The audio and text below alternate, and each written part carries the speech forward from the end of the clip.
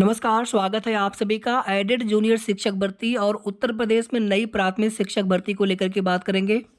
Added junior शिक्षक भर्ती में 5 बार विशेष सचिव जी के द्वारा पत्र और रिमाइंडर लेटर भेजने के बाद भी सुस्पष्ट और त्रुटि रहित आख्या जब शासन को वैसे तो प्रस्ताव कई बार पहले भेज चुके हैं शिक्षा निदेशालय से, लेकिन उसमें कुछ न कुछ क्वेरी कुछ न कुछ त्रुटियां रह जा रही थी। सेम मामला आरक्षण का। तो उसके बाद देखेंगे प्रमुख सचिव जी की तरफ से फिर से लेटर जारी किया गया था और इस बार जो लेटर था वो सीधे प्रमुख सचिव जी की तरफ से था, सुंदरम सर की तरफ से था विभाग के लिए। और इसमें देखेंगे तो एक डेडलाइन भी दी गई थी कि 3 दिसंबर तक आपको हर हाल में आख्या प्रस्ताव शासन को भेजना है। उसके बाद देखेंगे कि 3 दिसंबर के आसपास कुछ अभ्यर्थी शिक्षा निदेशालय में गए थे पता करने के लिए। वहाँ पर ये बोला गया था एडीबीसी सर के द्वारा कि 1 सप्ताह के अंदर अंदर हम पत्र या प्रस्ताव भेज देंगे शासन को। तो उम्मीद है कि अब यहाँ पर इस बार जो है शासन को प्रस्ताव भेजे जाने के बाद अब इसमें कोई भी क्वेरी देखने को न मिले। यानी कि इसके पहले भी आप सभी देखेंगे 3 दिसंबर को कोर्ट में डेट भी लगी थी और उम्मीद था कि 3 दिसंबर तक भर्ती प्रक्रिया शुरू हो जाएगी, जो भी उसमें लेटर शासन से आना है, प्रस्ताव जो भी इसमें शासनादेश आना है।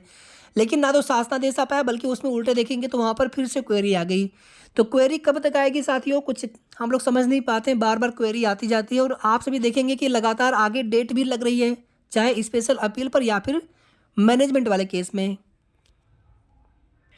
आज के डेली न्यूज़पेपर के माध्यम से भी जूनियर एडेड शिक्षक भर्ती का मुद्दा है। देखेंगे तो 16 तारीख से विधानसभा का सत्र शुरू होने वाला है, विधान परिषद का भी। तो देखेंगे यहाँ पर फिर से मुद्दा उठाए जाने की तैयारी है और अगर इसके पहले पहले भर्ती प्रक्रिया शुरू हो जाए तो बहुत अच्छी बात है। बाकी देखिए कुछ कह नहीं सकते साथियों, उम्मीदें हम अब लोग करना छोड़ चुके हैं।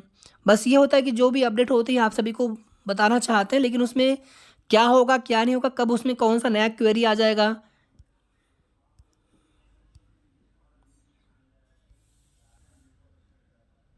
ना तो सीट वृद्धि का कुछ अभी तक पता चल सका है, यहाँ पे सीट वृद्धि हुई कि नहीं हुई।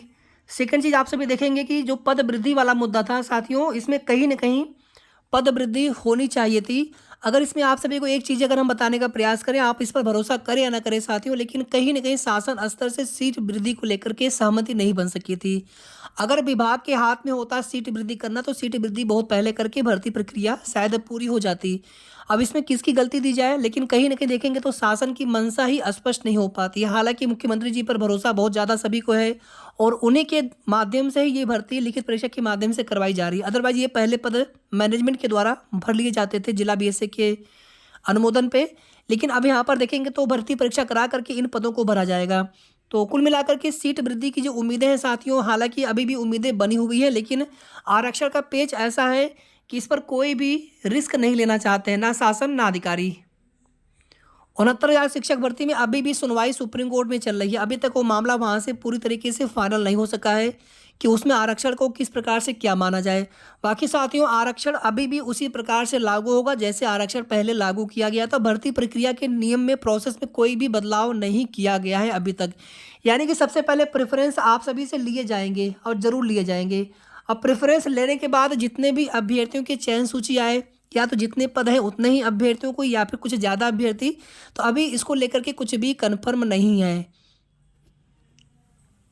अगर आप यहाँ पर लास्ट वाला पैरा देखेंगे तो यहाँ पे लिखा भी हुआ है कि अभी तक भर्ती में 4 वर्ष हो चुके हैं और अभी भी भर्ती में आरक्षण का पेज, सीटों की संख्या का निर्धारित न होना, मेरिट कैसे बनेगी आदि समस्याओं का निराकरण नहीं हो सका है। आप सभी किसी न किसी भर्ती की तैयारी जरूर करते रहा करें, साथ में केवल एक भर्ती के भरोसे आप सभी कभी न रहें। और वैसे भी इस भर्ती में सीटें बहुत कम हैं और अभ्यर्थी कितने हैं, 42,000 43,000 के आसपास। 68,500 की खाली 27,713 पदों पर अगर देखेंगे तो इसमें कोई बिल्कुल स्पष्ट बाध्यता नहीं दी गई थी, लेकिन इतना जरूर बोला गया था कि आप जो भी हो उसमें सभी को स्पष्ट रूप से जानकारी देनी होगी सरकार को। बाकी ये मामला 30-33 कटाव पर सीटों को भरने का था। इसमें लगभग सभी अभ्यर्थी शिक्षा मित्र हैं, उनको भारांक मिलना था, लेकिन कट ऑफ क्वालिफाई उनको सबसे पहले करने थे 40-45% पर, और वो चाहते थे कि 30-33% पे भर्ती हो जाए। ठीक है, पहले कट ऑफ 30-33 थी, फिर कट ऑफ 40-45 हुआ, उसके बाद 69,000 शिक्षक भर्ती में यही कट ऑफ फिर 60 और 65% यानी 90 और 97 अंक हो गया था। तो 30-33 पर सुप्रीम कोर्ट से भी उन शिक्षा मित्र अभ्यर्थी या फिर उन याचिकाकर्ता अभ्यर्थियों को राहत नहीं मिल सकी। उनको एक कहीं ना कहीं झटका लगा और कई सालों की उनकी मेहनत पूरी तरीके से समाप्त हो गई, कोई भी फायदा उनको नहीं मिला। और यहाँ पर अब इन पदों पर विज्ञापन जारी करके ही इन पदों को भरा जाएगा। हाई कोर्ट की डबल बेंच ने अगस्त अंत में अपने आदेश में रिक्त पदों पर चयन के लिए 2 महीने के अंदर परीक्षा कराने के आदेश दिए थे। इसके खिलाफ अभ्यर्थियों ने 13 अक्टूबर को सुप्रीम कोर्ट में याचिका फाइल की थी। शुक्रवार को सुनवाई के दौरान जस्टिस दीपांकर दत्ता और जस्टिस प्रदीप कुमार मिश्रा की खंडपीठ ने याचिका खारिज कर दी। 68,500 शिक्षक भर्ती के लिए सरकार ने न्यूनतम अर्हता अंक व सामान्य के लिए 45% और आरक्षित वर्ग के लिए 40% रखा गया था। हालांकि इसमें ओबीसी को भी 45% पे ही क्वालिफाइड किया गया था। इस कटाव के आधार पर 41,556 अभ्यर्थियों का ही चयन हो सका था। परिषदीय प्राथमिक स्कूलों में सहायक अध्यापक भर्ती के लिए नवगठित उत्तर प्रदेश शिक्षा सेवा चयन आयोग को अधिकृत किया गया है। हालांकि आयोग को अभी बेसिक शिक्षा विभाग की ओर से रिक्त पदों की कोई जानकारी नहीं मिली है। हाई कोर्ट के अगस्त के आदेश के 3 महीने बाद भी 68,500 भर्ती के लिए के रिक्त 27,713 पदों के संबंध में औपचारिक रूप से नहीं बताया गया है। ये डाटा कोर्ट ऑर्डर के माध्यम से ये सीटों का डाटा हम सभी को जानकारी मिली थी। बाकी साथियों तैयारी आप सभी करते रहिए। गवर्नमेंट की मंशा क्या है, बाकी कितनी बार ट्विटर कैंपेन, धरना प्रदर्शन, कितनी बार विधानसभा में मुद्दा प्रश्न पूछा गया, कितनी बार इसमें प्रयास किया गया होगा, शायद उसकी संख्या का अनुमान लगा पाना भी कठिन है। अगर यहाँ पे सरकार चाहे होते तो अब तक 2018 से लेकर के और 2014 टू 2024 समाप्त होने वाला है, अब तक कम से कम 1.5 से 2 लाख भर्तियां की जा सकती थी। लेकिन देखेंगे तो एक भी पद पर कोई भी नया विज्ञापन जारी नहीं किया गया।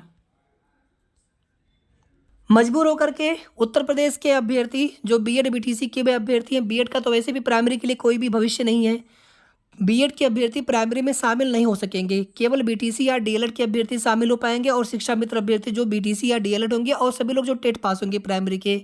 और इसमें भी शिक्षा मित्र अभ्यर्थियों को एक बार और उनको भारांक दिया जाएगा, 100% दिया जाएगा, क्योंकि माननीय सर्वोच्च न्यायालय का आदेश है उनके लिए। जब वो कटाव पर अपनी लड़ाई लड़ रहे थे सुप्रीम कोर्ट में 69,000 शिक्षक भर्ती में कि 40 और 45% पर उनको क्वालिफाई किया जाए, लेकिन 60 और 65% पर भर्ती की गई थी। तो यानी कि सीटें कम होने की दशा में नए जो फ्रेश अभ्यर्थी होंगे अब उनके लिए कोई सीटें बचेंगी भी कि नहीं बचेंगी।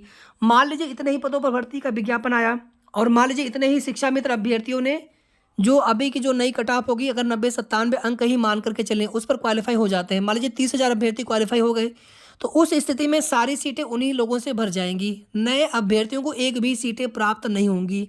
यानी कि कम से कम साथियों 1 लाख पदों पर नई भर्ती का विज्ञापन आना ही चाहिए था।